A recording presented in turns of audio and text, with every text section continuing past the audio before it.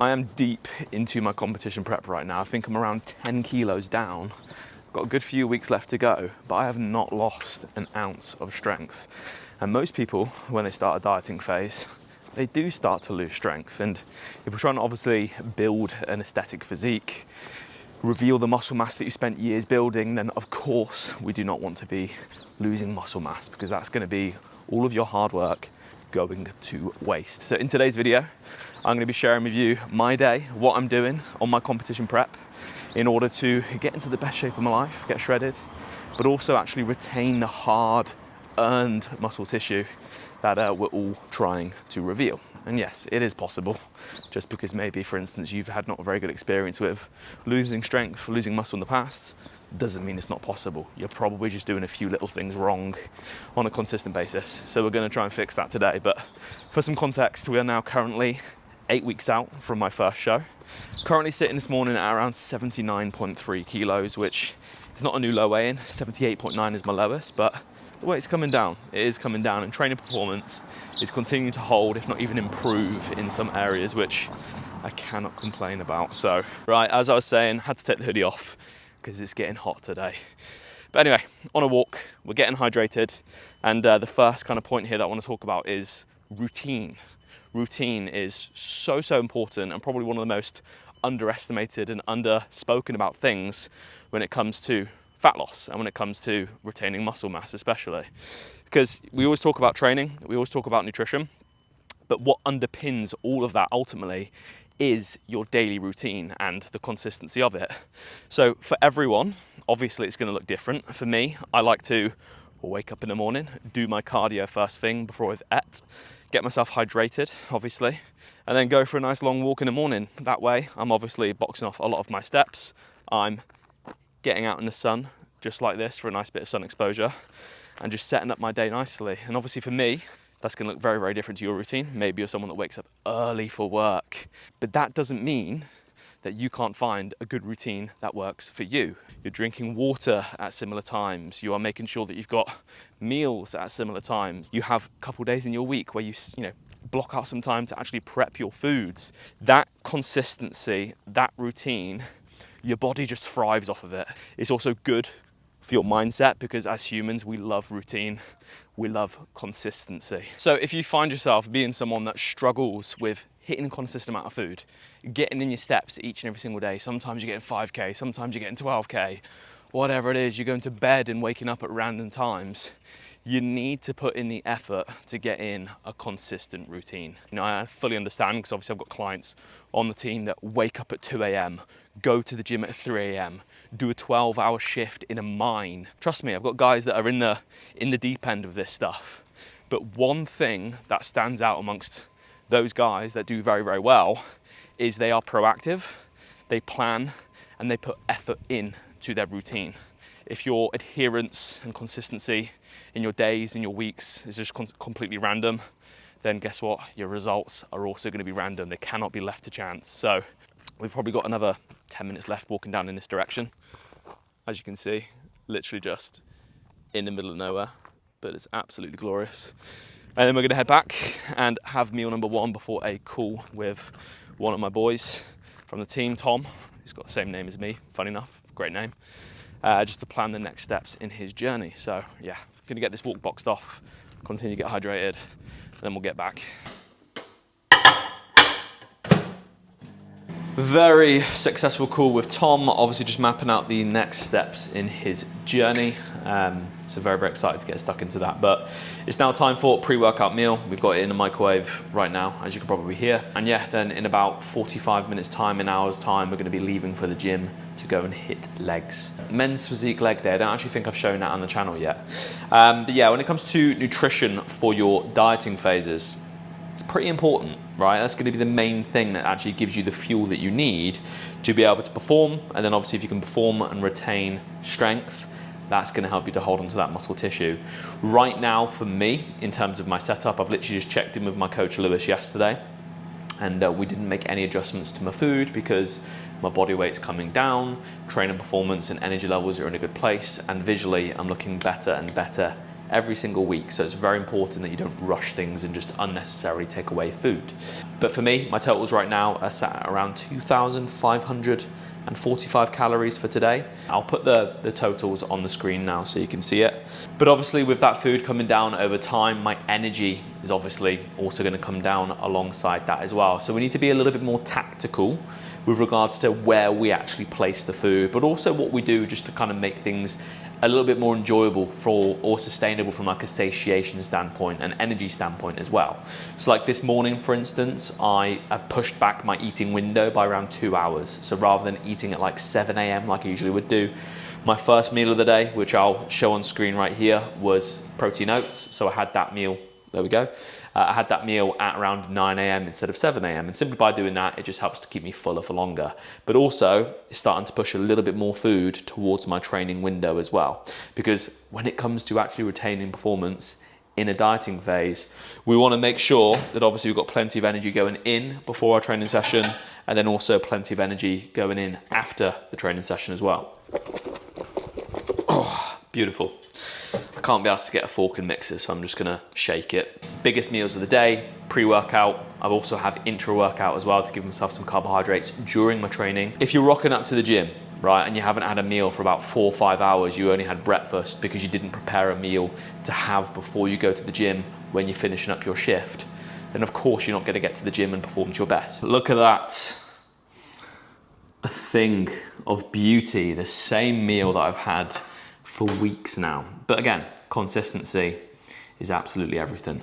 And I like this meal, it's actually good. Korean chicken with like vegetables, some rice. It is not just your macronutrients, your proteins, carbs and fats, which are very, very important for muscle retention and obviously fat loss.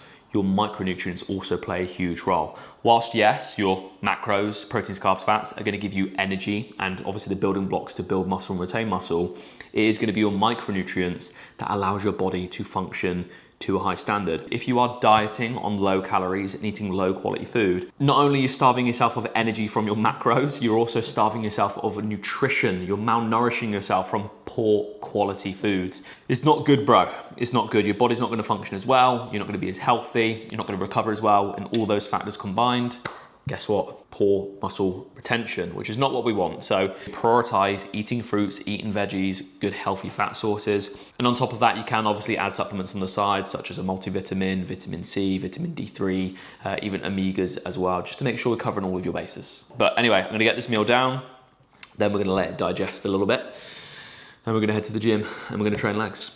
We have got the new ESN Crank Pump Pro 2 pre-workout, which has got no caffeine in there, no stimulants, literally just pump formula in order to help drive nutrients towards muscles. And then we've also got intra-workout just to give me a little bit of energy as I train. Sour Power in the intra-workout, goated, absolutely goated. And this will be available soon if it's not already. Exotic Thunder flavor, tropical, right? Unreal as well. So highly recommend them too. You can use code TOM at the checkout. But anyway, gonna start drinking pre-workout and then head to the gym.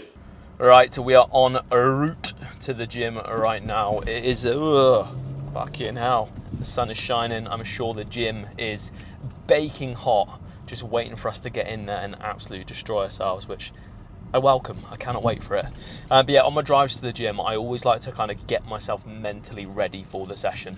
And even before then as well, like I'm, thinking about what it is that I need to do for my training, what numbers I hit last time, in order to get myself in the zone, put on some music, which I've turned down right now, and just prime myself, because yeah, there's gonna be days, obviously, on or in your dieting phase, on my competition prep right now, where you start to flag a little bit, you start to feel tired, you don't feel so excited for that training session, you've had a long day at work, your boss has been absolutely hounding at you, you've been dealing with some dodgy clients, whatever it is, and you feel like you're not in the zone for that training session. And if you keep reminding yourself at how tired you are, how bad your day has been, oh, I'm just going to be getting weaker in the gym because I'm dieting now, then yeah, guess what? You actually will start to get weaker. You will put yourself into this negative headspace and you'll make those things happen. And I'm genuinely a big believer of that. Like the environment that you create for yourself in your head is so powerful in dictating what actually happens in your life. If you want to call it manifesting or whatever, but just in general, if you are tired, if you are fatigued, but you remind yourself that what you're doing right now is easy. This is a challenge. This is a choice that you've made. You're going to have a much easier time mentally than just reminding yourself of every single negative little thing that's going on right now. If you think negatively, negative things will start to happen. Not because it's hippie woo-woo, some magic out there, but I just genuinely think because in terms of the energy that you bring to be able to get the job done to a high standard. So if you start telling yourself you're weak, you start telling yourself you're tired, it's going to make it a hell of a ride in comparison to if you keep a positive mindset, acknowledge the fact that, yeah, you know, I feel a bit rough or I feel a bit tired, feeling a little bit weaker today, but I'm going to give it my absolute best. And of course, it's going to be hard. You can't kid yourself, you can't lie to yourself to avoid that, but you can definitely make the process a lot easier for yourself purely by the mindset which you uphold. So you're going to put some tunes on, and we're going to get ready for it. Because to be honest with you, again, I don't want to go train legs in this heat, but am I going to do it? Yeah, I am. And in fact, I know when I've done that session drenched in sweat, I'm going to feel better for it rather than just avoiding it, you know? There's some people out there that are literally not training right now just because it's a little bit hot. Come on, guys, sort it out.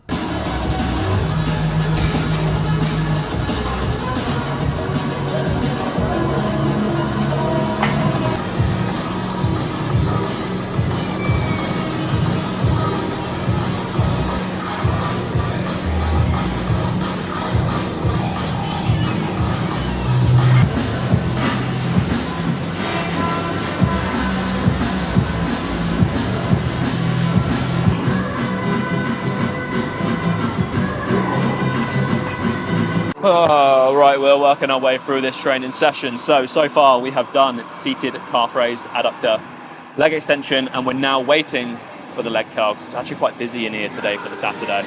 Logbook, right? You'll hear me talk about this a lot in all my videos. The logbooking is so important when it comes to not only building muscle tissue, but also retaining it in your dieting phase. Now, obviously all the numbers that I've previously set at my off season, that's allowed me to have objectives to shoot for now in the dieting phase. I want to try and retain as much of the performance as possible. However, what you don't want to do is get married to the logbook, and I think this is a very, very important thing that a lot of people fall into.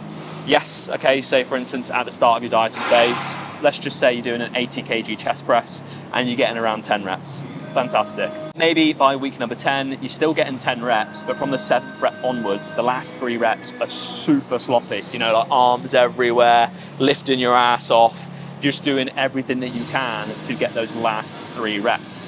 Technically, yeah, you hit 10, but the last 3 are poor quality. What this means is you're not going to be hitting the muscle anywhere near as accurately as what you could do or should be.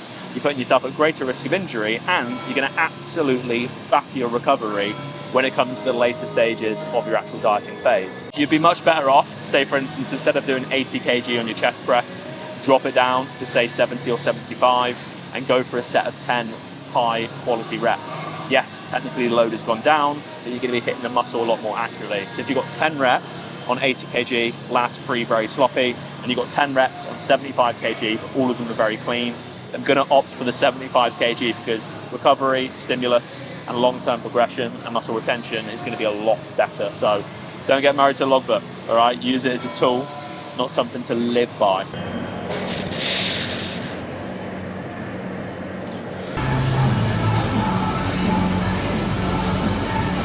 We are moving on to the hip press. We've also got hack squat and then glute drive to finish off. Now, we actually dropped down training volume on these a few weeks ago, and the reason being is because obviously the leaner that I get and the leaner that you get in your dieting phase, the less food that you have, naturally recoverability is going to drop off eventually, right? So if you're still doing very high volume at the end of your dieting phase, it might be quite hard to recover from it. So just by reducing down your training volume, it allows us to train with better quality, high intensity sets, yet recover from it really well, which ultimately is going to allow us to hold on to training performance and then muscle mass as a result. And that's not me saying you need to drop your training volume down as soon as you start dieting, right? You don't want to do that. And especially if you don't train hard, then it's probably going to be a better idea you keep it higher. But if you genuinely know how to train hard with high intensity, put demand on the body, less can be more, and it can be a lot more effective for actually retaining that training performance and muscle mass.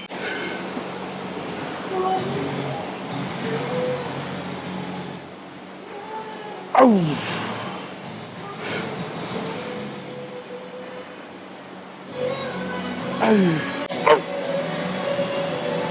Oh, fucking hell. Okay, I got heavy quick.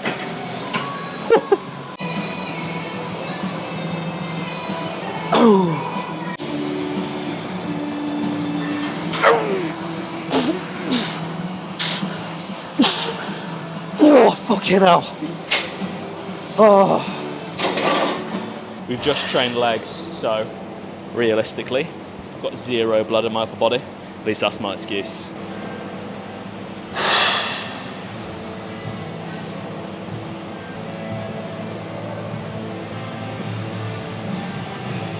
Not bad.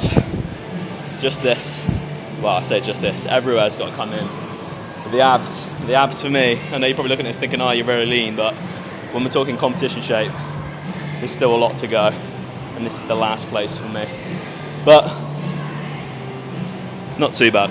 Right guys, we are back for post-workout meal, and we've already made it up just to not bore you guys. We have got the 2 Mexican wraps, which I'm very much looking forward to.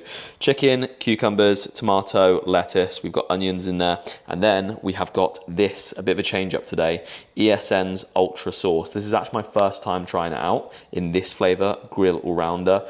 We've also got the Chipotle flavor, this one here. And that one was actually really, really good with this chicken. So, gonna try this out. I'm gonna see how it is, but it is 45% less calories than normal sauce. So, I am here for it. Any kind of low calorie options in prep.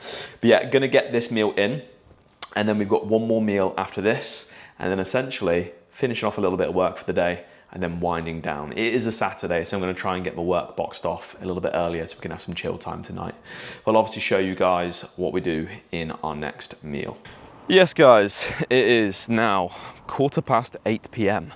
So it's getting on a little bit, it's getting late. Everyone's getting ready for the England game tonight whilst we're out here getting our steps done and obviously recording a YouTube video, how times have changed.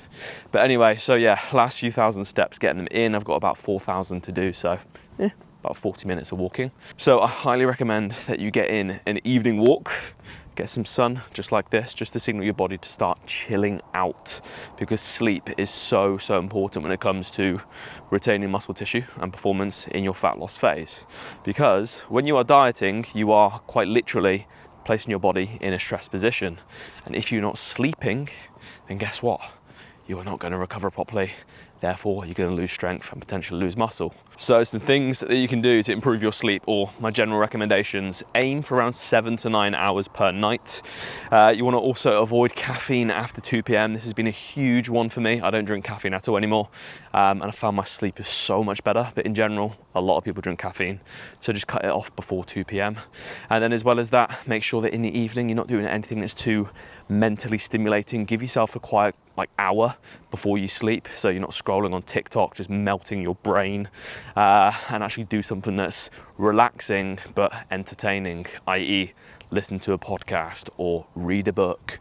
You know, I don't think like watching TV is too bad of a thing, to be honest with you. Obviously everyone's like, oh, blue light. Yeah, of course you want to minimize that as much as possible, but if it helps you to relax and it's not too obstructive, I don't think it's necessarily the worst thing in the world, unless you're watching just some absolute brain rot. And then as well as that, just make sure your room is nice and cool, your sleeping environment, your bed in general is really nice. Like, I've got a very expensive mattress, but I've got really nice sheets as well, because I spend half my life in bed, so I want it to be nice. So don't be shy if you can to actually invest into a very nice sleep setup. And yeah, as long as you got your sleep on lock, honestly, it's going to be probably one of the biggest things that you can do for your dieting phase, just to squeeze even more progress out of it, and also get lean and retain that muscle tissue. So make sure you sleep. But anyway, I'm going to box off the rest of these steps, get back, and then show you guys the final meal of the day. Bush, there we go. Final meal of the day. We have got ESN rice pudding with ESN whey protein in the Oreo cookie. It's like dark cookies and cream or something like that. Blueberries, cinnamon, salt.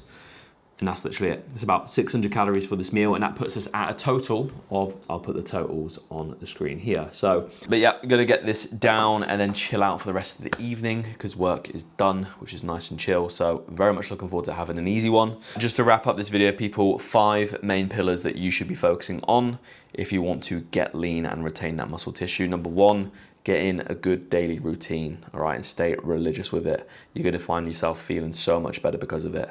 As well as that, make sure that obviously you're prioritizing nutrition, timing your nutrients around your training windows, but also making sure that your quality of nutrition is in a good place too.